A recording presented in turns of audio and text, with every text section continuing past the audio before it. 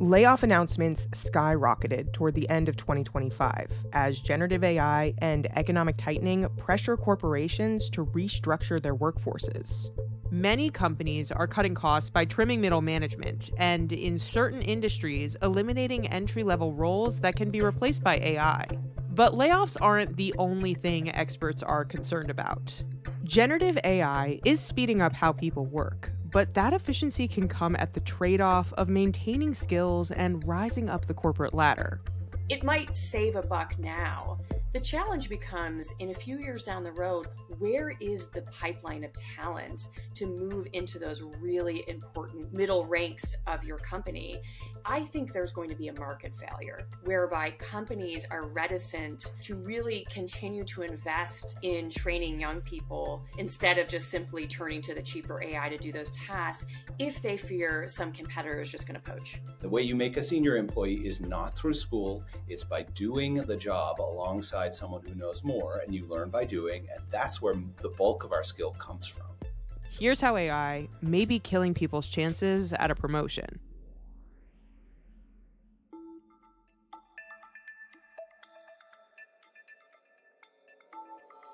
Globally, nearly 40% of workers' core skills will be disrupted by 2030 due to AI and digitalization. It may be difficult for newer employees to build the skills they need due to organizational flattening. The process for building skill has been the same for about 160,000 years. And it consists of trying to do something that is close to the edge of your capability, but not at it, alongside someone who actually has already done it repetitively and knows how to do it, i.e. an expert. So a novice and an expert working together on a real problem. You work your way through a number of problems, and eventually you find yourself with somebody looking over your shoulder, trying to learn from you. New technology, such as generative AI, allows an expert to work faster, which means companies may not preserve the novice-expert bond in order to save time and money.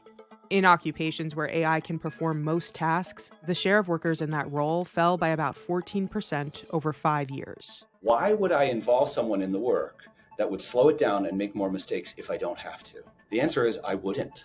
I don't. I found this in robotic surgery in 2012 through 2014 and published studies about that. Junior surgeons are now strictly optional in robotic surgery.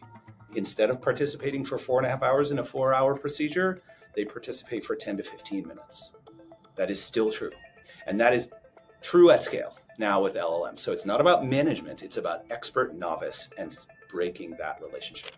The challenge is if everyone takes that mindset of, I can't guarantee these folks are going to stick around and be my mid-level talent, I'm just going to save a buck today. If everyone does that, the entire pipeline of talent starts to collapse. And in a few years, employers in lots of sectors are going to find themselves in trouble. Generative AI is currently able to do the work of some entry-level employees. But right now, at least, it isn't capable of taking on more advanced tasks that may require interpersonal skills or sensitive judgment. So think the law partner advising clients as opposed to sort of sitting behind a desk and drafting contracts. So the challenge is going to be what happens if employers thin out the ranks of those early career jobs that bridge education to that kind of expertise. How in the world are young people going to get trained up to come in at a level 3 if they haven't done level 1 and level 2? This is a really existential challenge for employers because they might be excited to save on labor costs today. So why am I going to invest in training up? If the billable hours aren't there with the young lawyers, why am I going to take on extra first-year associates that I don't need in the same leanest model?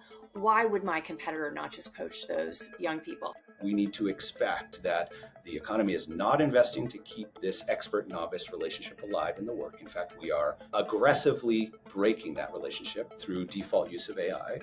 And that means in 3 to 5 years, whatever firms, organizations, occupations were counting on that ladder continuing to work are going to face a new nasty set of problems. Cleanup is always harder than prevention. This notion of how people are going to advance in their careers, what is the training going to look like? What has to happen first in higher ed to get them ready for these roles? But importantly, what should employers be doing differently to train up workers if those early career low stakes but still well-paid roles are thinning out? How do we make sure employers aren't just optimizing only for the short run? I personally think we probably need some public policy tools and some outside intermediaries to really help with this training challenge. This is also a problem for companies. 63% of employers surveyed expect skills gaps in the labor market to hinder organizational transformation. 42% of employers expect talent availability to decline between 2025 and 2030. Bean says companies must re-engineer workflows that include advanced technology, but also allow novices to participate. The whole world has this huge inventive opportunity to say, okay, this thing currently, if you use it in default ways, is going to separate and weaken this bond between experts and novices in the work. Is there a way that it could make those things healthier? I think the answer is absolutely yes. Bean recommends the skill workers learn is how to learn and to be adaptable. I call it meta learning or meta skill. You need to learn the skills for getting good at something, because the next thing you're going to have to get good at, we haven't invented yet, but it's coming faster than it ever has before. Practice it repeatedly until A, you can help yourself, but B, much more importantly, you can help other people, protect their skill, and then maybe even design tech that can help everybody not dumb themselves down with the current AI that we've got. Firms that add new automation, new classes of automation in their markets win and grow because they're more efficient. They outcompete their competitors. The competitors are the ones that shed jobs, typically. So if you're seeing big layoffs from a firm that's really well run right now, it's not because they're needing to shrink because they're not efficient enough. They're probably just thinking about, well, how do we need to rebuild ourselves for the future? In general, the logic is if you want to grow healthily over the mid and longer term, you want to retain talent, redirect, and head towards you need to go to the extent that you can.